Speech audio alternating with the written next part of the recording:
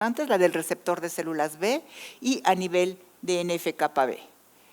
Tenemos aquí nada más, a manera de resumen, en esta caricatura, el receptor de células B, cómo a través de su activación nos va a favorecer la activación, la fosforilación de una de las tirosinosinasas que son fundamentales dentro de este linfoma, que es justamente la tirosinosinasa de Bruton, y tenemos aquí también ya algunos fármacos que la inhiben directamente y que se encuentran algunos de ellos inclusive ya aprobados para su uso.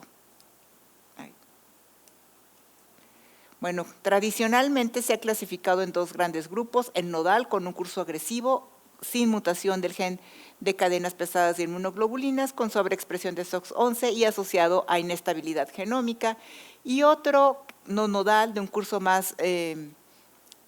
lento, que constituye del 10 al 20% de los pacientes con linfoma de manto, que tiene mutación de cadena pesadas de inmunoglobulina y que es SOX11 negativo. Perdón. En cuanto a la presentación clínica, bueno, hay uno que es, podríamos decir como smoldering, con ausencia de síntomas B, donde DHL y beta-2 microglobulinas son normales, generalmente sin leucocitosis en cuanto a un índice pronóstico bajo, también con un bajo índice de proliferación, sin grandes adenopatías ni esplenomegalia, con poca actividad metabólica cuando se realizan estudios de imagen y ausencias de mutaciones en genes que se conocen que tienen un pronóstico adverso. Algunos pueden ser inclusive también asintomáticos, como una linfocitosis monoclonal B con o sin esplenomegalia, y la presentación convencional, donde tenemos la enfermedad extranodal sintomática, aquella que tiene citomorfología pleomórfica o blastoide, y una evidencia clínica de progresión. En cuanto al diagnóstico histológico, bueno, tenemos aquí un ganglio donde vemos este tipo de infiltrado con células pequeñas que son CD20 positivas y algunas que están expresando básicamente SOX11. Y que cuando uno hace estudios de inmunofluorescencia de FISH, podemos ver claramente cómo existe una translocación a nivel del cromosoma 11 y del cromosoma 14. Esta variante blastoide, insisto en presentarla, ya que en algunos estudios en particular es un criterio para la inclusión o exclusión de pacientes donde carecen de la expresión de CD5, expresan CD20, ciclina D1, tiene un alto índice de proliferación sobre expresión de TP53 y de MYC. Y esta presentación también puede ser parecida al linfoma de células del manto clásico, frecuentemente se encuentra más en varones alrededor de la sexta década de la vida. Y bueno, esto, aunque aquí está puesto como un nuevo índice pronóstico, pues en realidad es algo que tiene ya más de 10 años, que es el MIPI, que es el índice pronóstico para el linfoma de células del manto, el cual se realizó con base en 3 estudios clínicos grandes, donde incluyeron más de 400 pacientes con esta mediana de edad, e inicialmente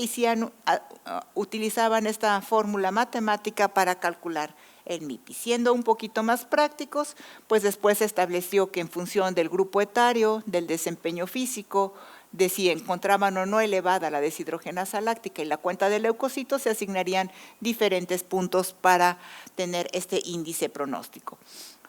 Y vemos aquí que posteriormente se demostró la importancia del índice de proliferación evaluado por el porcentaje de células con Ki67 positivas, y entonces se le agrega esta C a este MIPI, donde lo que hacen es justamente añadir este índice de proliferación en cuanto al Ki67 y consideran los grupos de MIPI,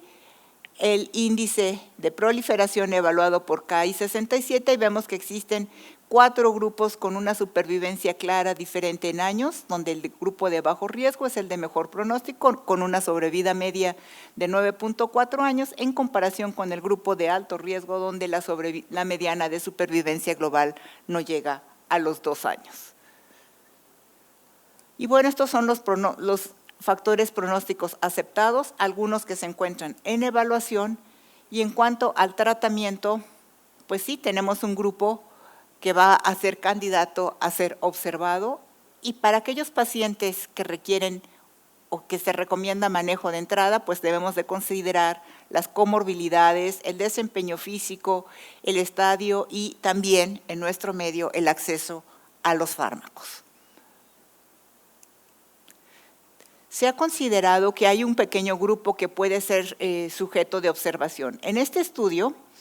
se encontró, y estas son las características de los pacientes que uno puede dejar en observación. Aquellos que tienen un adecuado desempeño físico, que no tienen síntomas B, que la DHL es normal, que no tienen enfermedad voluminosa, morfología no blastoide y KI 67 por debajo del 30%. Aquellos pacientes que se dejaron en supervivencia, este es un estudio en el cual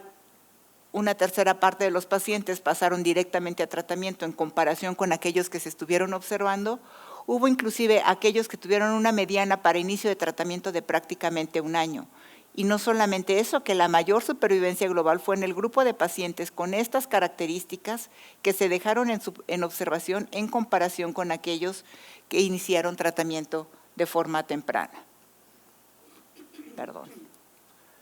Y en aquellos que son candidatos a tratamiento de primera línea, bueno, se clasifican en 2 grandes grupos: aquel paciente que es joven o fit, en quien tradicionalmente se da un esquema de inducción y una consolidación, y aquellos pacientes mayores, o pueden no ser mayores, pero que tienen un pobre desempeño físico, que tienen comorbilidades, que no son candidatos a estos esquemas de inducción, donde únicamente se da inducción y mantenimiento.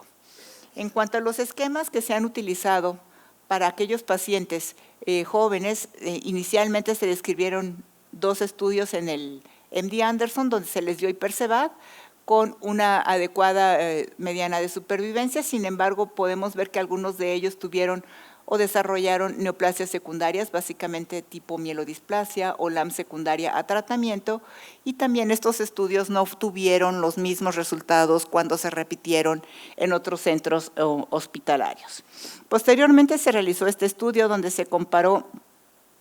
quimioterapia con rituximab seguida de dosis de citarabina, y esto consolidado ya con trasplante de médula ósea, donde podemos ver aquí que la supervivencia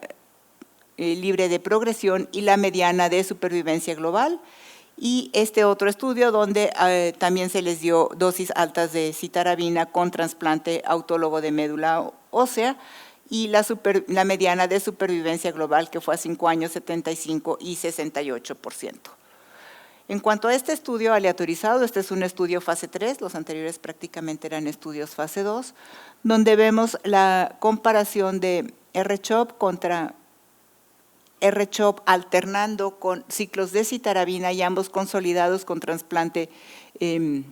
autólogo. Vemos aquí que la supervivencia fue mejor para que el grupo que recibió el R-CHOP alternado con los ciclos de citarabina seguido de trasplante autólogo. Sin embargo, esto se asoció también a mayor riesgo de complicaciones infecciosas. Y bueno, a manera de esquema tenemos aquí este logaritmo publicado el año pasado en Blood, donde vemos que aquellos pacientes que tienen un linfoma de células del manto de novo, que cumplen con las características que ya habíamos mencionado, bueno, pues son los que pueden quedar en observación. Aquellos pacientes que tienen un curso agresivo, si son jóvenes y se encuentran en condiciones de recibir una terapia completa, pues el tratamiento estándar puede ser R-CHOP alternando con ciclos de citarabina o RDAP, consolidado con trasplante autólogo, y en caso de recaída veremos posteriormente esto. Aquellos pacientes que son mayores de 65 años, que tienen múltiples comorbilidades, bueno, idealmente también ensayos clínicos o esquemas menos intensivos, sobre todo en la fase posterior a lograr la remisión, básicamente mantenimiento con rituximab. Y aquellos pacientes que son frágiles, que no son candidatos a quimioterapia, bueno, tenemos también medicamentos nuevos, medicamentos orales en combinación con anticuerpos anti-CD20, básicamente con rituximab. En este estudio, donde se evaluó bendamustine rituximab contra R-CHOP, es el estudio de Rummel, vemos que bendamustine rituximab mejoró la supervivencia libre de enfermedad en comparación con R-CHOP, menor toxicidad. Sin embargo, lo que se atribuye en contra de este estudio es el desarrollo de un mayor número de neoplasias secundarias, por ejemplo, mama en 19% en comparación con 11%. Y este estudio Bright, como vemos aquí, también confirmó estos resultados. Recientemente se publicó una actualización de la supervivencia de los pacientes que se trataron con bendamustine rituximab versus R-CHOP o RCBP, que es el estudio BRIGHT, con un seguimiento a mayor tiempo. Aquí les muestro únicamente la curva de supervivencia libre de progresión del grupo de pacientes con linfoma de células del manto. No son todos, donde vemos claramente que aquellos que tienen tratamiento con bendamustine rituximab tuvieron una mejor supervivencia libre de progresión. Sin embargo, esto no tuvo un impacto en la supervivencia global. En esta referencia están todos los pacientes. Estas curvas son únicamente las referentes a los pacientes con linfoma de células de manto. Y bueno, algo que habíamos comentado también es que el uso de bendamustine rituximab se asocia a una mayor frecuencia. Vemos aquí a todos los pacientes, y los pacientes que tuvieron neoplasias secundarias son mayores en el grupo de bendamustine rituximab. Este estudio compara, son pacientes que reciben bendamustine rituximab adicionados de citarabina a estas dosis, rituximab, bendamustine 70 por metro, y en el día 3 citarabina 500 por metro.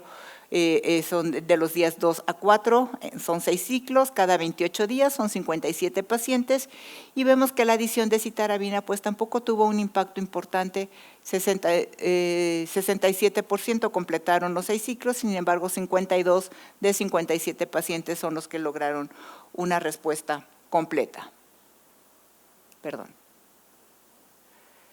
Se han hecho otras combinaciones